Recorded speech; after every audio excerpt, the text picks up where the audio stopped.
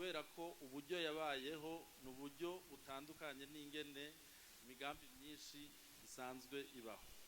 Nyene icubahiro yagize ico twita l'inversion de la tendance, abandi bafata umwanya munini wo kubanza kwiga neza guhinyanyura ingene uwo mugambi uzogenda, ariko kandi hari igihe bifata umwanya muremure mbere bigaca inkokora n'ubanje kuvyumvira iyo uriko wiyumvira ibibazo umugambi uzoshobora kugira utarabaho.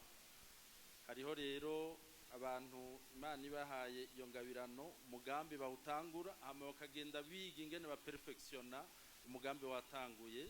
Nico cabaye kuri paeje, kandi iyo bitagenda gutyo uyu munsi ntihaba hari urwaruka rurenga 8,000 rukoraniye ngaha rwizanye rwirihiye itike, rwirihiye aho rurara, ingene rufungura, rukirihiramwo imyambaro bambaye. Ivyo bintu abasanzwe baraha bamenyereye ibikorwa nka benaba nibaza yuko atavyo twari tumenyereye mu Burundi, kuko hari hasanzwe hari umuco utameze neza wazananye n'ibihe by'intambara igihugu caciyemo, uko igikorwa cose umuntu agiyemo cane cane ivy'amashirahamwe abijamwo ari uko bamwemereye kumuha inahuri, bamwemereye kumuha bimwe twita per diem. Ariko urugwaruka ruri ngaha rurenga 8,000 nta per diem babahaye, kandi murabona umunezero bafise, baririhiye ingene bashikaha, bakirihira ingene babaho. Nagira nsaba urwaruka ruri ngaha mwikomera amashi menshi cyane.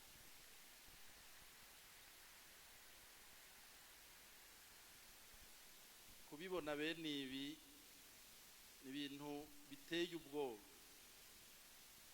Twari twigeze kuba twegereje aho kugira ngo umuntu akoranye n'inama y'umuryango y'abantu 15 bahakwa kubaza ngo mbega muzoduha per diem. Mugabo uyu munsi gukoranya abantu 8,000 atanumwe abaza ngo mu mpangahe, iyi ni intambwe ikomeye igihugu kigezeko. Paeje turayikeje, abiyumviriye umugambi turabakeje.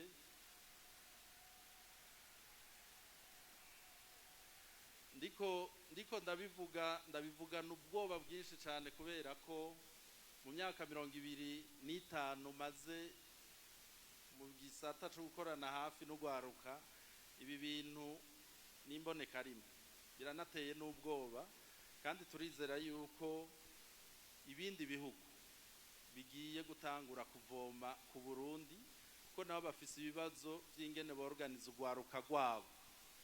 Ugwaruka murashoboye, ugwaruka urashoboye, kandi iyo ugwaruka rushigikiwe rugira morale. Rero nyene icubahiro twarabonye yuko kuba hafi cyane ya paeje biri mu byahaye morale urugwaruka.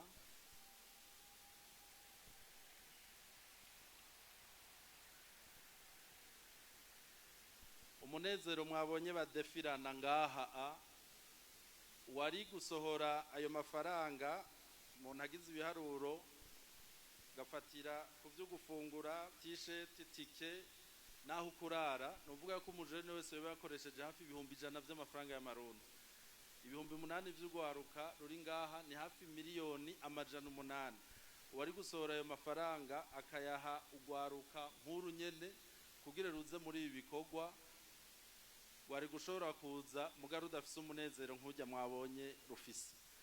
Rero turakeje cyane indongozi za paeje, turakeje abiyumviriye umugambi, ariko kandi tukanabasaba no gutera iyindi ntambwe kugira ngo ubu umugambi uzorama n'inyuma y'imyaka 50 paeje izove kuri programa icika ubutumwa ku Barundi, ibe message beragere n'igihe turamukanya tuti urakagira paeje. Imana ibahezage. Amashi menshi cyane. Urakagira paeje nawe, urakagira paeje. Murumva yuko urwaruka bavuga bati ubu nitwoguma dusegurwa izosi, ubu izosi ryaragumye. Nyene icubahiro muravyumvise neza yuko bavuze bati ugwaruka nk'uko twari twamye tubivuga ruri ngaha, haba ivyo gufungura, haba ivyo kwiyunguruza, n'abavuye hariya mu camazi, n'abavuye hariya icendajuru bose bari ngaha, kandi ntaco babaza ngo mpa perdiem ngo mpangwa aya n'aya bose bimenye. Amashi menshi cyane ugwaruka, mwikomera amashi cyane. Ikomera amashi cyane. Ubona aho twumvirize présentation ya nyuma ni résultat de l'audit financier du paillage.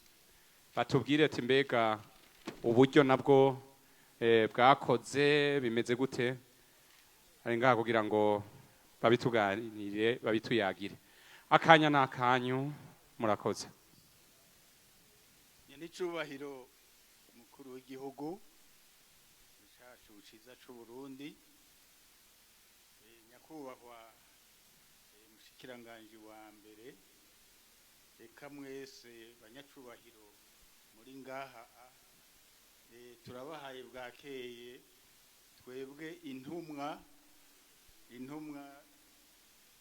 za BCPA International, iyo BCPA tankabine ikora vyinshi, mu vyikora harimwo rero les audits comptables financiers n'ayandi ma audit menshi nka za organisationnel n'ibindi vyinshi.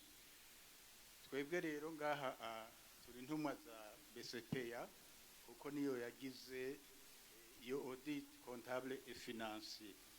Turi babiri ngaha kumwe n'umujene, murabona ndumutama, mugandi kumwe n'umujene yitwa Elvis, jewe nitwa Evariste Minani. None ntiriwe ndateba kuko dufise umwanya muke cyane, batubwiye ngo iminota 10, sinshobora kurenza kandi mbona programme ingene ipanze.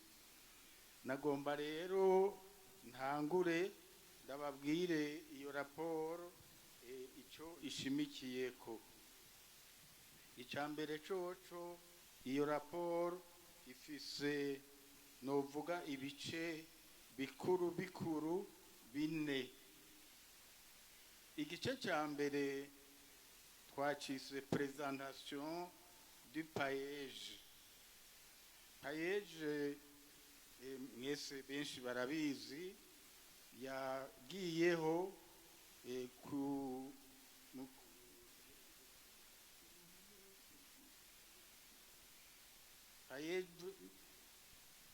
yagiyeho mu kwezi kw'indwi, itariki indwi bambe mu kwezi kwa kane mu 2021. Nyenicubahiro umukuru w'igihugu niwe yashize umukono kuri décret 100/107 nk'uko nabibabwiye du 7 avril 2021. Muri ico gice ca mbere tuributsa les missions du paillage, kuko tuvyibukanye paillage yashizweho kugira ngo ifashe la jeunesse burundaise dans ce que je peux appeler en français la réinsertion professionnelle, kugira ngo na cane cane iterere bimwe biboneka mu vyerekeye novuga la contribution à la croissance économique. Hanyuma nagira ngo duce ku mayangi gatoyi muri ico gice ca mbere nyene, ivyerekeye uburyo. Twebwe tujejwe gutanga raporo ku myaka itatu ya mbere, 2021-2022, hanyuma 2022-2023, hanyuma 2023-2024.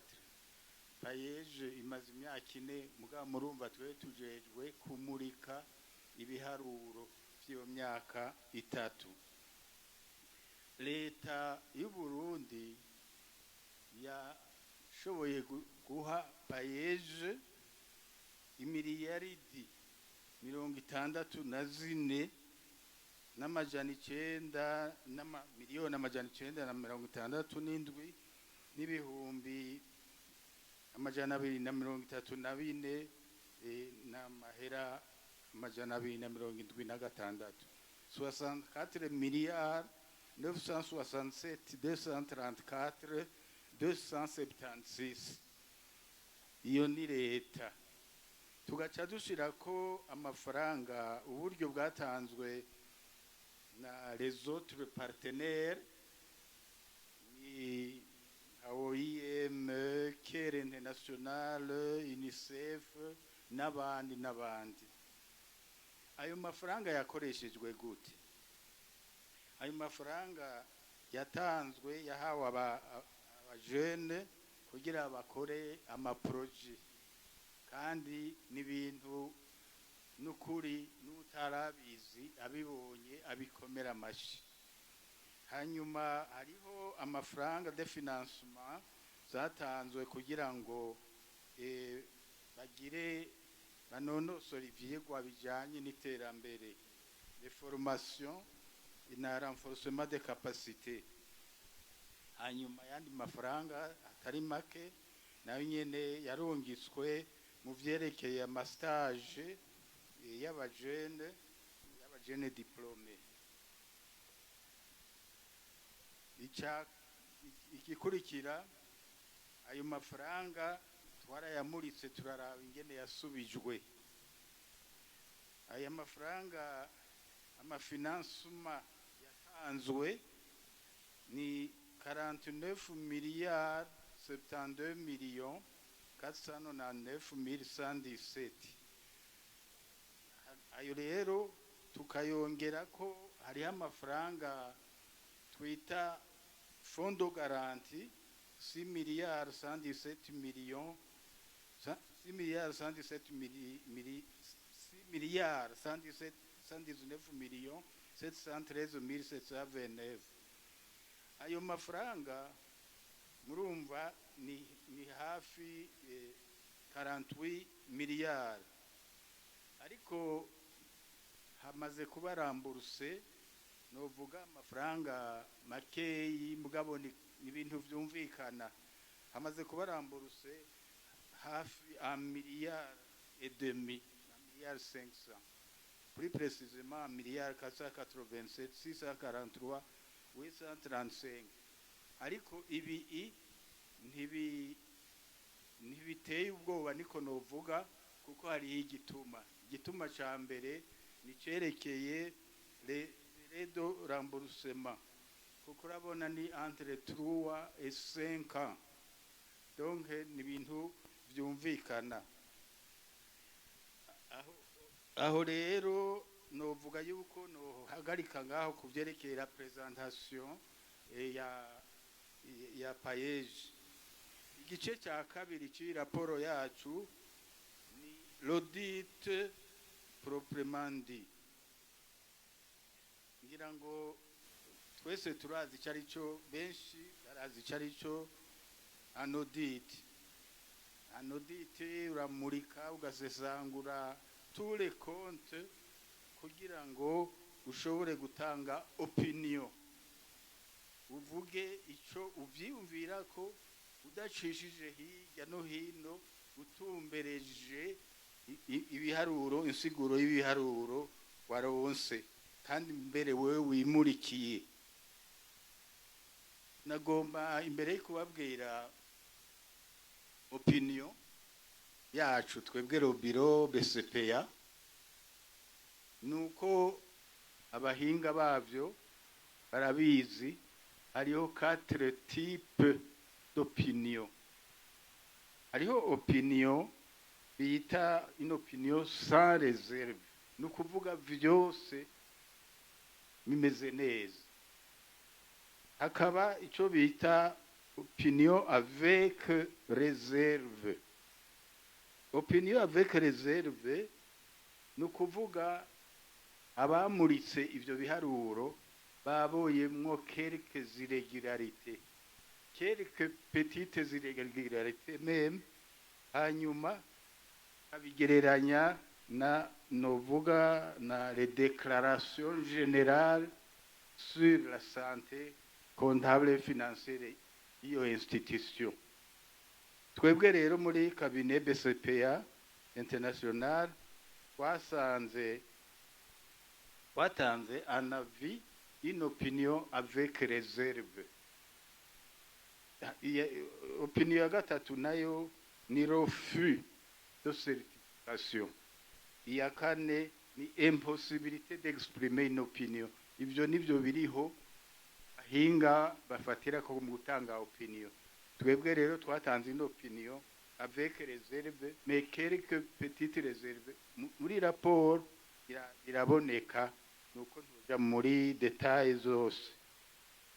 Kwege rero tukibaza yuko naho nkumbure bitari mu kazi kacu tugenewe, twebwe nitworekana twebwe kubifatanya n'abandi kugira ngo dukeze la gestion de paillage, kuko nukuri je novuga ko arabahinga. Uravye umwaka wa mbere ngene wagenze n'abantu bane gusa bita novuga muziko kugira ngo iyo institution itere imbere, nukuri nivyo gukomera amashi. Hanyuma icya kabiri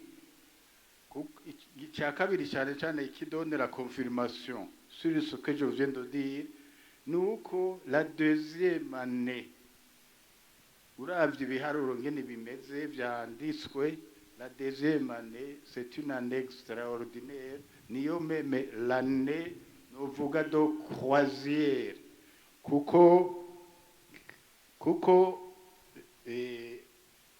umwaka wa mbere barashoboye gukoresha imiliyaridi zirenga 33, miliyaridi 33.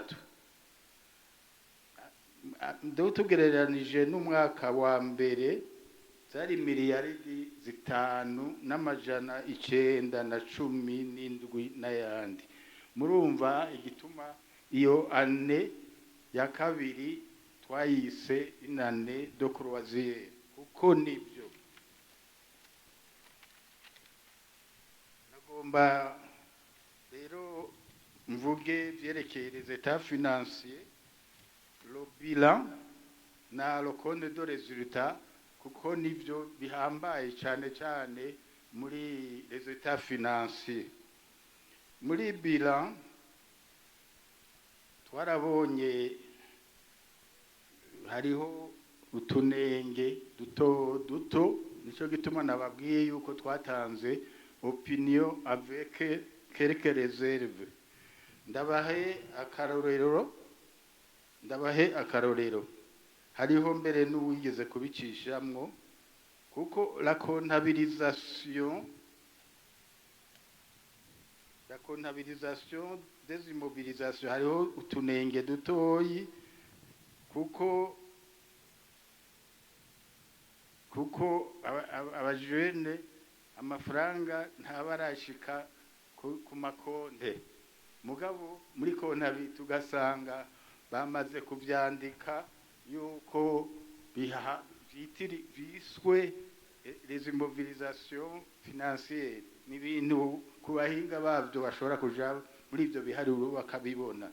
Nutuntu rero tuguhinyanyura gatoyi n'ayahandi. Ayo mafaranga urumva yarashitse aranditswe, mugabo no kugira régularisation d'écriture comptable. Nko muri résultat, compte de résultat, nk'amafaranga atakoreshejwe, sur les activités baca bayakontabiliza bakashira muri comptabilité des produits, au lieu yuko yashira muri charge, diminution des charges, kuko nuko bimeze, nuko bihinyanyuye, ntiwoza kuyashira mu maproduit kandi yarakoze ibyo bikorwa byabaye mu masharge ayasigaye muca mwumva yuko hariho ayasigaye nyine ukayakonstate comptablement n'utuntu dutoyi mugabo d'une façon générale mbere nciye mvuga icerekeye l'opinion twebwe nk'uko narimeje kubibabwira twaciye twemeza yuko l'opinion n'est pas à 100% mugabo peut-être 90% hakabaho quelque chose comme 10% qu'il faut corriger. Igihambaye muri ibi bintu c'est la tendance globale et générale. Mu guheraheza twaragize muri raporo yacu les recommandations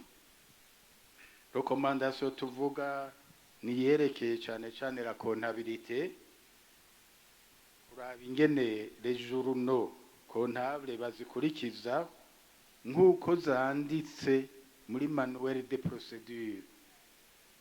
Hanyuma baraguze logiciel baraba ingene bakora d'une façon novuga moderne bakoreshe iyo logiciel. Hanyuma ikindi twabonye tutoreka kuvuga ni le suivi individuel des bénéficiaires. Hanyuma no guklasa neza les archives kuko c'est ça la source même d'une bonne comptabilité. Hanyuma twarabonye yuko mu masubvention yaga problème gatoyi de comptabilité de comptabilisation des subventions. Bref, banyakubahwa nyenicubahiro mukuru w'igihugu banyakubahwa mwese ntiwe ndadondagura ngaha. Aha niho nohereza shaka kuvuga yuko l'opinion simbi ni gifaransa gusa niko vyitwa muri la profession de comptable. Nkaba nsubiye gukenguruka cyane banza gukengurukira Payeje kuko Payeje yatugiriye confiance nini cyane. Hanyuma nkaba nsubiye gukenguruka nsaba yuko nejo mumbure mukagira ikibazo cyo guhinyanyura iki canke kiriya cyo kumurika kijya na kiriya twebwe turabishoboye muri biro yacu yitwa BCPA International.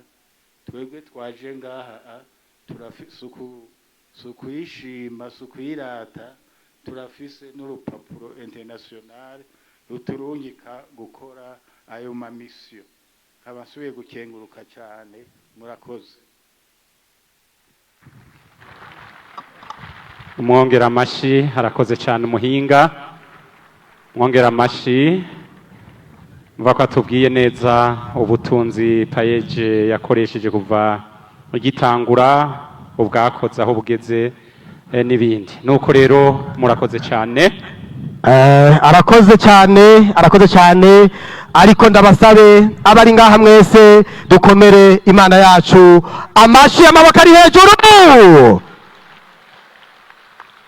Nuko rero igihugu cyacu ni igihugu cyifashe kandi igihugu cyacu ni igihugu kitavogerwa kandi inyenzi yisema yuriye umurundi w'inkoko. Icimenyere cy'umugabo cyakubise urushi imfizi ngerageze nawe ngo yaburanye ruvyironza ngo numwaba uwase umbega ubu tugiye kwakira inde mutima comedy yakoze byinshi muri East African Community eka yarakoze birashimwa ubu naho ari mu burimyi n'ubworozi reka ati uri Imana yakandi karyo hano bamwita mutima comedy. No kuvuga ko ari umutwenzi canke n'umuvuzi w'imbavu n'imitsi y'amagaga. N'umuvuzi w'imbavu. Yesa. Twese turashobora kubyaguruka. Twese abajene.